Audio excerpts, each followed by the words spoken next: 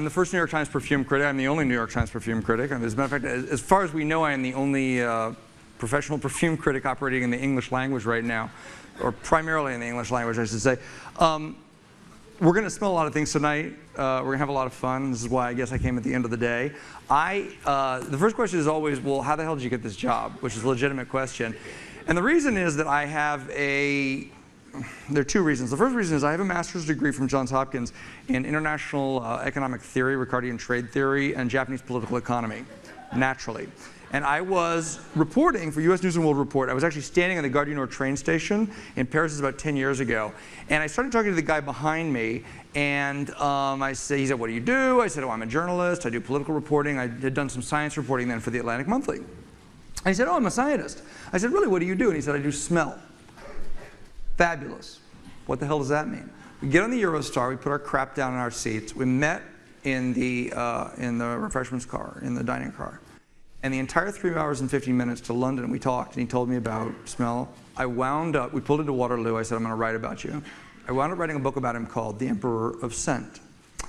And it was interesting because I had thought this was going to be a scientific book. He's a biophysicist. He created a theory of smell involving 7 transmembrane G protein receptors and inelastic tunneling, electron tunneling spectroscopy. And I said, wow, this is great. So I figured I'd write about this. It also turned out to be about perfume. I finished the book. The book was given to the editors of The New Yorker. The New Yorker asked me to do a piece on perfume. And I remember going to the restaurant with my New Yorker editor, Daniel Zalewski, and having him say, we want you to go behind the scenes with a perfumer for a year and watch the creation of perfume. We're really interested that there are people called perfumers that make perfumes.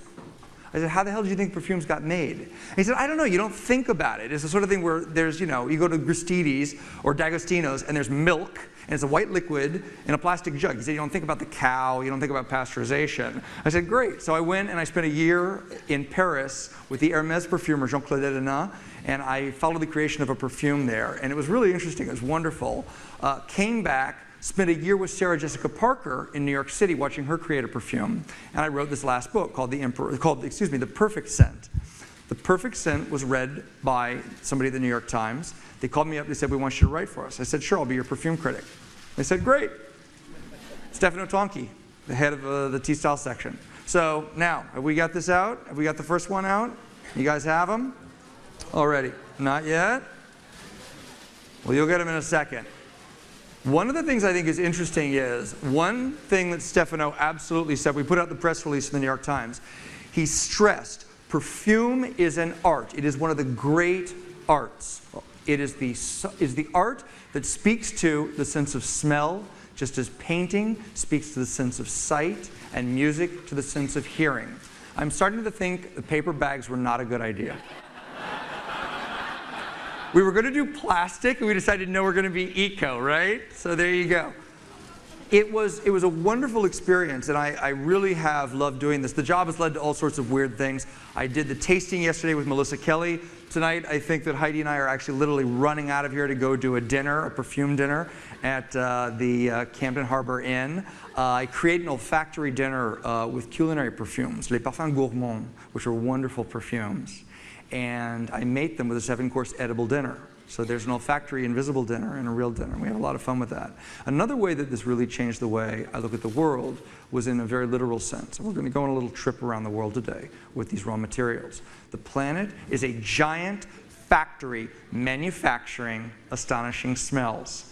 You have the first one here. What you want to do is you want to bend it like this. This is what perfumers do. And smell away from you. Don't touch your nose with it. Do not inhale it like you're snorting cocaine. Smell it, move it away. What is this scent? Who knows? Louder. Tobacco, no. Patchouli, very good. This is patchouli. Now, what's interesting about patchouli, this is a wonderful, wonderful patchouli. All the materials, the raw materials I'm showing you, come from Earth Oil, which is a wonderful company that's dedicated to fair trade and organic cultivation of perfume raw materials.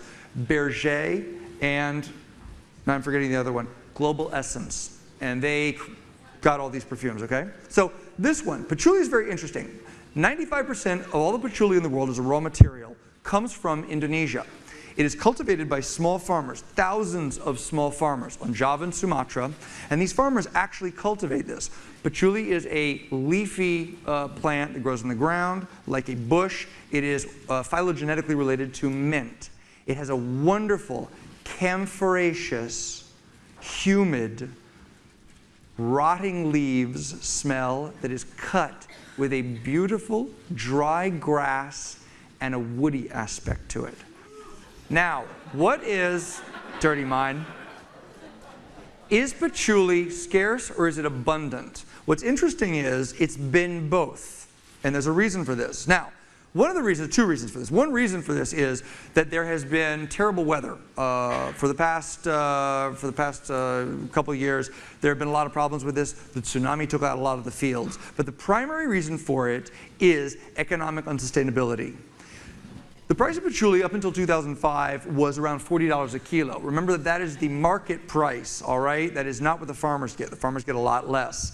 And it's interesting. What it created was a situation, I'll tell you why in a second, but you had up until 2006, $40. The 2006 harvest, we expected to produce 1,400 tons of patchouli oil, and they produced 700. The price went to $100 a kilo. 2007, they expected 1,200 tons, and they produced 4. So from January 2008, the price hit $140. Huge shortage, nobody was buying it. Why is this? It's not just the weather, it's the price. If a farmer cannot grow patchouli at a price that will allow him to, or her, I guess, to feed their family, his family, then he will rip out the patchouli and he will plant other crops. And exactly what they did. They had thousands of farmers who literally ripped the crops out of their field and they planted other crops that brought them more money. What happened then was something that is sort of expected. It went exactly in the other direction. The price shot up. The traders who were trying to corner the market and were speculating on the price of patchouli developed sort of an OPEC-style policy where they basically created an artificial shortage. And the farmers actually reduced production even more, hoping to drive the price up. And the price went to $140, and then it was economically unsustainable in exactly the opposite way. So that's what's created this. Patchouli right now is incredibly short. It's incredibly scarce. And it shouldn't be. Not for natural reasons, not even really for weather, but mostly because of economic situations. So that's our first one. Now you guys have the second one? Okay. This is a perfume. It's a beautiful perfume.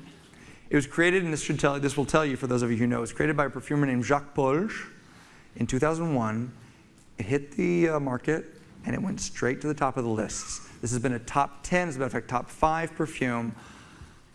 God, I hope I don't get this wrong. I believe I gave this 5 stars in the New York Times.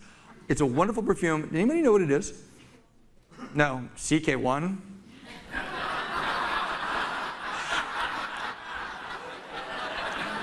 Oh, honey. No, no, no, no, no.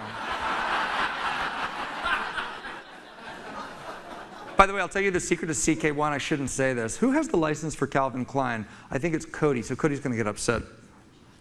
But everybody spends their time getting upset at you when you're a critic.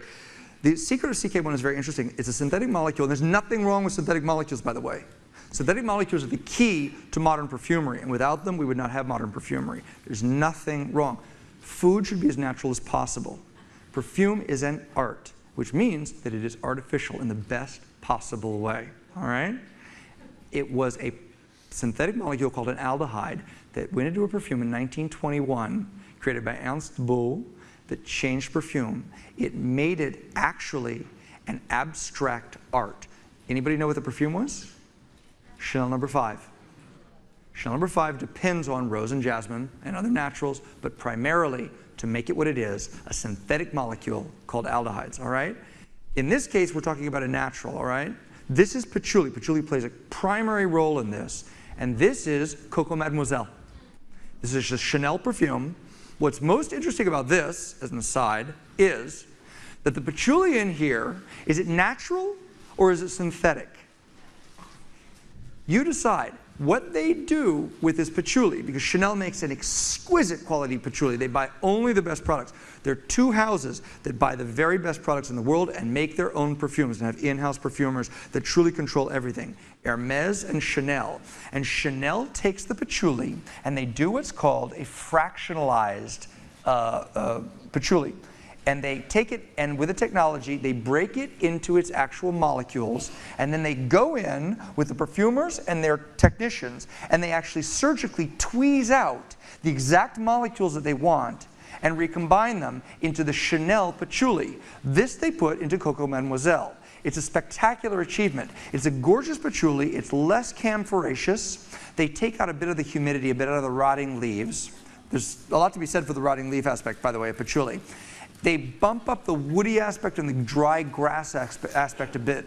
But what you have is, you have a raw material that's made out of natural molecules that were actually created in a plant by nature, that were then selected by human beings and recombined into a natural that was never made by nature. What is that? You decide. So let's go to the next one. Cedar's close. Somebody said it. Sandalwood. Very good. Sandalwood. Isn't that wonderful? Isn't that gorgeous? Absolutely beautiful. You're holding in your hands, I mean, I hate to be a downer, but you are holding in your hands an example of the quite literally, the very last Indian Mysore sandalwood in the world. Here's an example of a raw material that is incredibly scarce, but this is not economic factors, these are ecological factors. And they are, again, entirely man-made. Mysore sandalwood is the most beautiful sandalwood in the world. The Mysore sandalwood forests on the western coast of India were absolutely world famous. For hundreds of years they produced this quality, and we have completely destroyed them. They are gone. We've cut down all of them. It takes 25 to 30 years for a sandalwood tree to mature. You can only cut them and distill them when they are mature. They're all cut down. What little is left is cut down by smugglers. It is then smuggled out of India by these people to Africa and to the Middle East. The logs are relabeled and they're sold. They're destroying what's left. The government has forbidden this. Governmental efforts on this have been completely ineffectual, and the sandalwood is gone. Now, what's interesting is the Indian sandalwood might be gone. We've started new plantations in Australia. There are a lot of new plantations that are coming online. We expect in 5 years to have a really great source of Australian sandalwood. It's not as good. You can boost it, you can enhance it with sandalwood synthetics, and there are actually some wonderful sandalwood synthetic molecules out there. Sandalore, beta-santalol, and so on, all right? But it's not the same thing, and this is a beautiful raw material that is basically gone. Now, have the next one? You'll get it, you'll get it. Who said that? Excellent. Geranium. What kind of geranium? It's actually a particular kind of geranium. No. What is it? This is rose geranium. Does somebody say that? This is rose geranium, and it's Bourbon quality, the French royal family. This is absolutely gorgeous. This was grown on the island of, let me make sure I have this right, on the island of Reunion, and there was this beautiful quality. It's extremely expensive. Geranium is, you know, God's gift to perfumery. Isn't this wonderful? What's incredible about it is, this has nothing to do with the flower. These are the leaves. The flower is not distilled. You smell the green aspect. There's a raw, fresh, not cut grass. By the way, there's a fabulous synthetic molecule called cis-3-hexanol. It is half fresh cut grass and half unripe green banana. We're going to smell it at dinner tonight. It's fabulous. And you should smell Z11, which is another amazing synthetic. Z11 smells, it's a single molecule, and it smells like absolute desiccation. It smells like being in the desert and smelling the air when the sun is right above you and everything is burned into the air. It's an astonishing molecule. These synthetics are terrific. This one is very complex. You smell the rose, you smell the green. It's between an aromatic and a floral. It's absolutely beautiful. This is also virtually gone. And the reason it's gone is, in this case, not the weather again, it's primarily economic competition. The Chinese and the Egyptians, a matter of years ago, started growing other qualities of geranium. All raw materials come in different qualities. If you really want the best stuff, you have to pay quite a bit for it. Gros rose grown and processed in France. Can you imagine French labor prices? This stuff costs about $50,000 a kilo. But the most expensive raw material is probably right now Florentine orris root butter. Orris is the roots of the iris flower. The iris flower doesn't smell like anything. The roots are taken, they're put basically in subterranean underground rooms. They're left 3 years, and then they're distilled. And it is the most spectacular scent. And orris root is not a floral, it's actually a wood scent. It's gorgeous. It is the most subtle scent you've ever smelled. It is the olfactory equivalent of Kim Novak gray. It's gorgeous. And it's put into, the real stuff is put into Chanel 19 by Chanel, all right? Hugely expensive perfume, now you know why. This stuff, unfortunately, is also beautiful, and it's gone because the Chinese and the Egyptians began growing an inferior quality, and people started using it. And this has now become virtually unsustainable economically, unfortunately.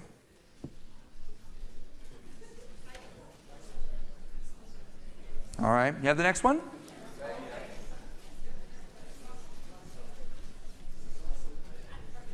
Any ideas? First of all, hang on. Let me ask you something. Is this, I'm going to ask you the categories. Is this a floral, a spice, a green, or a wood?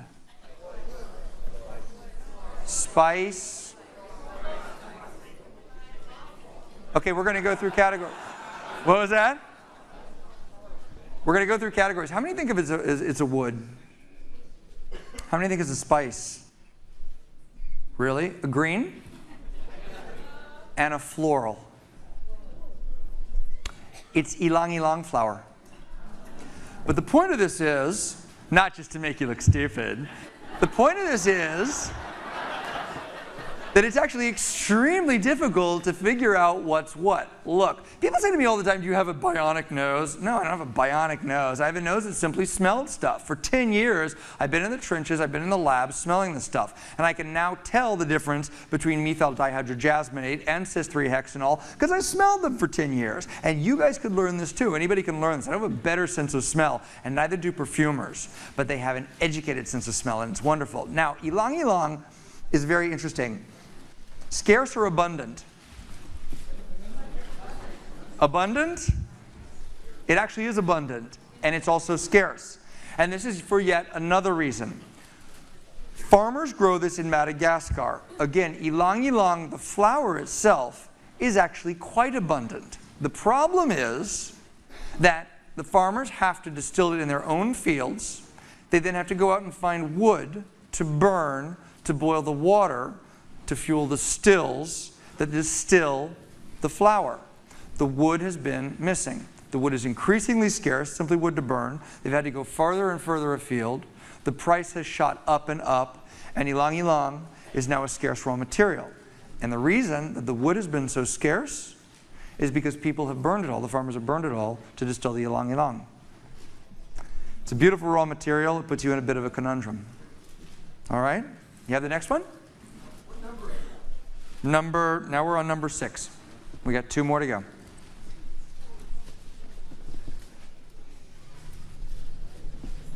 Now this one is more difficult to smell, and this is the most difficult one to recognize. I'm going to ask you, why don't we do in this case floral, spice, wood? I want you to think about it. Floral, spice, or wood. How many of you think it's a floral? Nobody? Seriously? Spice? Wood. Now see, that's very interesting. It's a little bit misleading. People usually, a percentage of people usually guess floral. You guys are actually very good. This is pink peppercorn. This is Brazilian pink peppercorn. But pink peppercorn is not a spice, it's a berry. But it's a berry that smells like a spice. Now here's what's interesting, oh thank you. Here's what's interesting about this. 0 stars. Here's what's interesting about this. This is a beautiful raw material, and it's made by a company called Firmenich.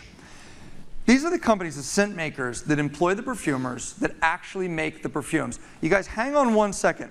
Don't do it yet. Yeah, just hang out for a second, all right? because I want to talk about this for a minute. The reason that this is interesting is that this is what's called a molecular distillation. Since forever, well, since for the past 100 years basically, there have been two means of distilling raw materials. One is steam, which gives you an essence, and the other is extraction, which gives you a solvent, which gives you an absolute. And the extraction is done with a solvent, almost always in this case it's hexane. Here's the problem. Steam operates at, obviously, 100 degrees centigrade. So you got a cooked rose, you got a cooked jasmine. And what we've always thought of as the essences are these flowers that have actually been put through steam. They've been boiled alive. And by the way, they virtually have to be alive because you pluck them, you harvest them, and the same day they have to go into the vat, into the steam, or into the solvent. What's astonishing about this is a relatively new technology. It came online in the 1990s, and is the distillation of these raw materials with carbon dioxide at critical phase. It's not a gas, and it's not a liquid. It's actually between the two. And it is an astonishing technology. It literally allows the technicians to turn the knob and extract exactly the molecules that they want. Pink peppercorn, rose, jasmine, patchouli. They are composed each of, let's say, 1,000 raw materials. In patchouli, of the 1,000, how many do you think actually contribute to the smell of patchouli? About 30. 30 molecules, and that's it. So when Chanel's going through, and the Chanel technicians are looking at these molecules, they're really going in and picking out one by one. And the carbon dioxide distillation allows you to do virtually the same thing, but more importantly, it lets you do something that's extraordinary and brand new. We'd never seen it before in the industry. It allows you to do it at room temperature. Carbon dioxide distillation is done, if I'm remembering this correctly, at about 83 degrees Fahrenheit. And it gives you a natural smell. This is actually what the pink peppercorn smells like. Ready for the next one? Now the last one we're going to do is a perfume. And what's beautiful about this perfume is that it uses principally this Firmenich carbon dioxide pink peppercorn.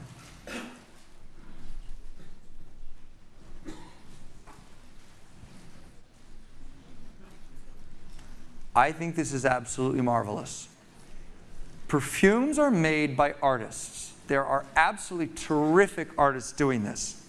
Christophe Laudumiel at IFF, Francis Curdian at Takasago. Francis made a Guerlain perfume called Rose Barbare that is the most spectacular thing you've ever worn in your life. It smells like wearing silk in some crepuscular evening. It is absolutely beautiful. It is a modernization of a French classic, but with new materials. It is the most beautiful late 20th century creation you've ever smelled. All right? It's Rose Barbare, Savage Rose, Wild Rose. All right? It's beautiful. And by the way, the marketing of men's and women's, I think that Guerlain actually had the balls not to market that stuff to women. I think they actually, because it's a separate collection that Guerlain does. And they didn't say this is for women. They left it open. And guys, I'm telling you, if you want good perfume, 90% of it's for the women. There's about 10% of the stuff that's good that's made for men. The rest of it is crap. God forbid you should wear anything by Kenneth Cole or Hugo Boss. And you know what? I'm sorry, Procter & Gamble. Procter & Gamble owns the Hugo Boss license. By the way, did you know that Procter & Gamble is the single largest producer of perfume now? It's not Chanel. It's not Hermes. It's Procter & Gamble. And they bought, there's nothing exactly wrong with that. They also own Jean Patou, and Gucci perfumes are now a Procter & Gamble product. And you know that Gucci's actually, they've actually done a pretty good job with that. Gucci by Gucci just came out. For the men, it's not too bad, all right? But you really want to go with the women's. And I recommend Rose Barbare to you. And another fabulous perfume that's absolutely amazing. I was talking about it last night. We're actually going to smell it. I'm going to tell you this now. I shouldn't reveal this, but I'm going to. It's fabulous. We're going to smell it at dinner tonight. It's going to be one of our courses. It's Light Blue for Women by Dolce & Gabbana.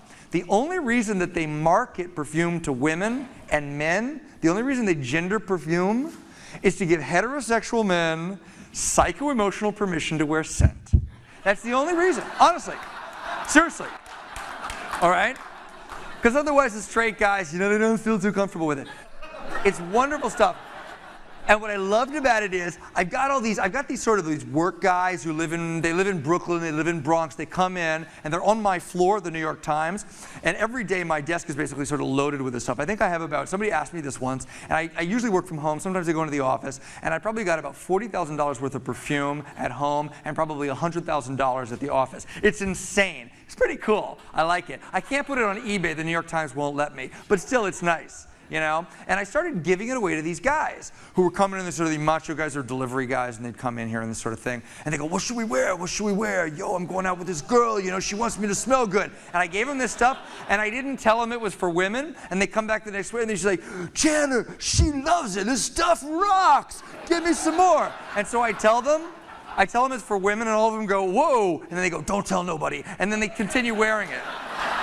It's great. All right? Now any ideas as to what this perfume is? I love this. I think it's spectacular. This was created by Ani Buzantian and Alberto Morias at Firmenich. All right? Any ideas? Anyone smelled it? It's by Estee Lauder. It's at the top of the charts. This thing is probably $1 billion perfume right now. Pleasures. Excellent.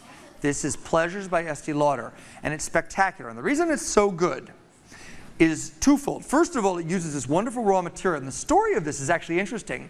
When you are Symrise, Takasago, Givaudan, IFF, or Firmenich, you manufacture these wonderful raw materials, and basically you're selling raw materials and molecules. You're hawking molecules. And you go around to the Clarins, the Estee Lauders, the LVMHs, and you say, I'm going to give you this molecule. What do you think of this? Can we use this in a perfume?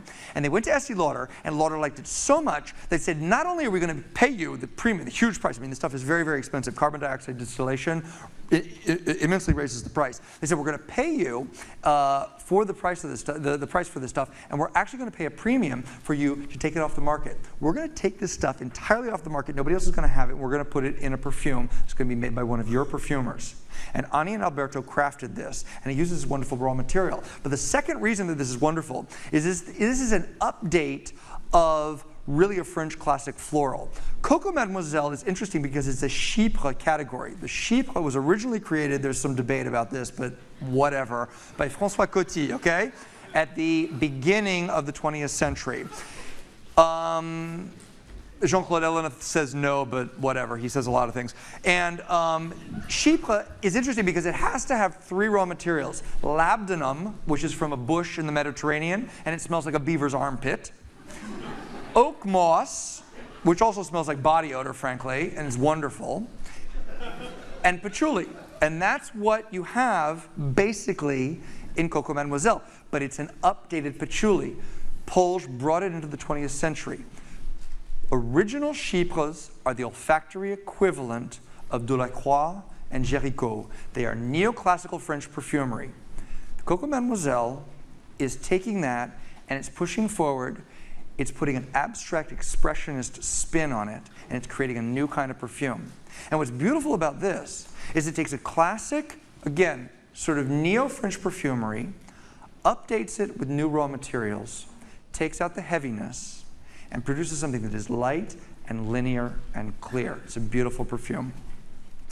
So that's the perfumes we're going to smell. I'm really glad you guys came. And the one thing I would say is, it's very interesting.